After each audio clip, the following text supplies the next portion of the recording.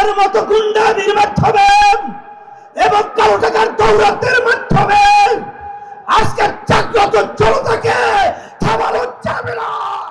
গুন্ডামি আর কালো টাকা দৌরাত্বের মাধ্যমে জাগ্রত জনতাকে থামানো যাবে না বলে মন্তব্য করেছেন রংপুরে ৮ দলের সমাবেশে ইসলামী আন্দোলনের আমির মুফতি সৈয়দ মোহাম্মদ রেজাউল করিম। তিনি সতর্ক করে বলেন, এই দেশকে নিয়ে যারা ছিনিমিনি খেলতে চায়, অবৈধভাবে টাকা বিদেশে পাচার করে, মায়ের কোল খালি করে, তাদের উৎখাত করেই ইসলামের বিজয় নিশ্চিত করা হবে।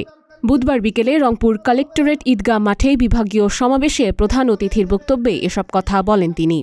আজকে সারা দেশের মানুষ আজকে তারা দিন রাত্র সপ্তাহ মাস বছর গুনছে কবে নির্বাচনের বাক্স আসবে আর ৮ দল অর্থাৎ ইসলামের পক্ষে মানবতার পক্ষে তারা ভোট দিয়ে বাক্স ভরার জন্য অপেক্ষার দিন প্রহার করছে।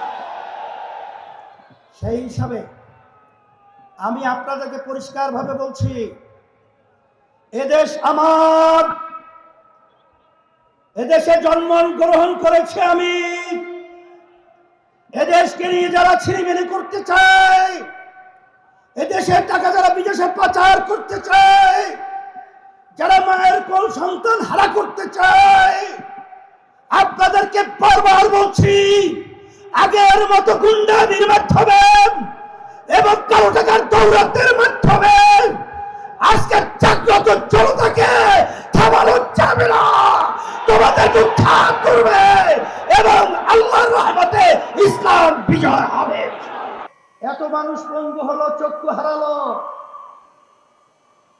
আমাদের যে মৌলিক দাবিগুলো ছিল, দেশে মৌলিক সংস্কার হবে, খুনিদের গুমিদের টাকা পাচারকারীদের দৃশ্যমান বিচার হবে,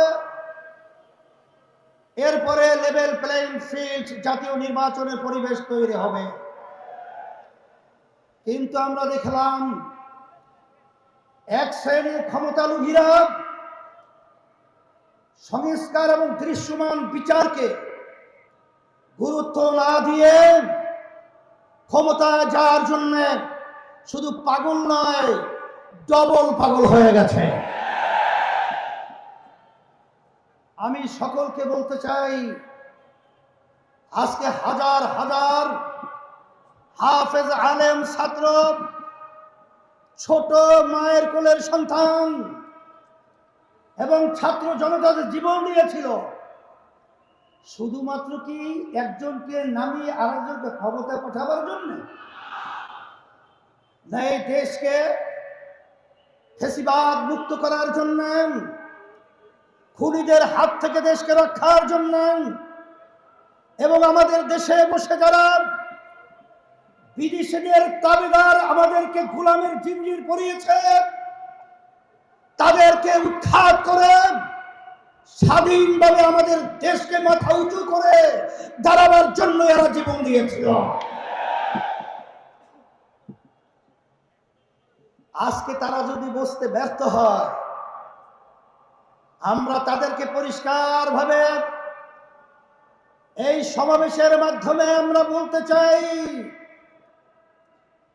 আপনারা মনে করেছিলেন অন্টুর ভিতরে ক্ষমতায় যাবেন,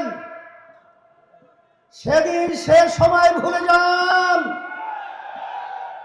আজকে বাংলাদেশ যারা ভালোবাসে, যারা ইসলামকে ভালোবাসে, যারা মানবতার কল্যাণ রক্ষার জন্য চেষ্টা করে, তারা কিন্তু আজকে রাজপথে চলে এসেছে।